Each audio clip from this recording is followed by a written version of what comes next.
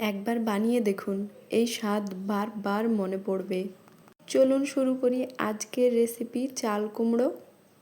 প্রথমে কড়াইতে তেল গরম হয়ে গেলে জিরি করে কেটে রাখা চাল কুমড়ো আগে থেকে একটু লবণ মেখে কিছুক্ষণ রেখে দিয়েছিলাম, সেটা কড়াইতে দিয়ে দিলাম। এবার হালকা করে এটাকে ভেজে নেব। চাল কুমড়ো হালকা ভেজে নিলে এর কাঁচা গন্ধটা কেটে যায় আর রান্নায় একটা আলাদা সুন্দর স্বাদও আসে।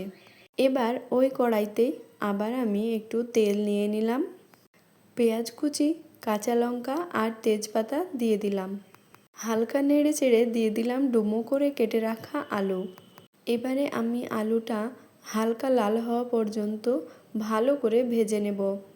এরপর একটা ডিম ফাটিয়ে দিতে হবে, যেটা আমার কাছে স্কিপ হয়ে গেছে।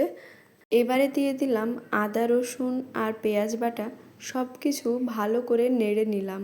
তারপর দিয়ে দেব লবণ, হলুদ, শুকনো লঙ্কার গুঁড়ো আর জিরে গুঁড়ো। মশলাগুলো ভালো করে কষিয়ে নেব।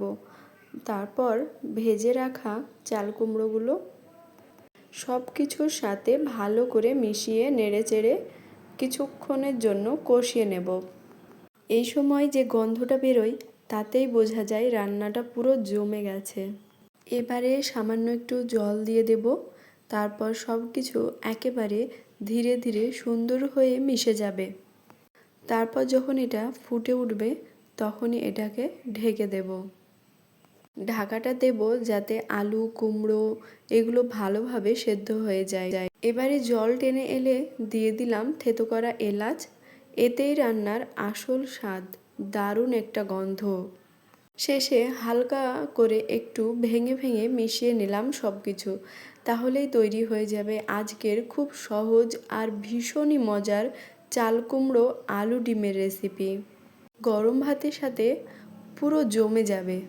প্রথমবার এই চাল কুমড়োর রান্নাটা খেয়েই এর স্বাদ আমার ভীষণই ভালো লেগেছিল, তাই ভাবলাম তোমাদের সঙ্গেও এই রেসিপিটা শেয়ার করি। আশা করছি তোমাদেরও ভালো লাগবে। তোমরাও একবার ট্রাই করে দেখো, আর কেমন লাগলো কমেন্টে অবশ্যই জানিও।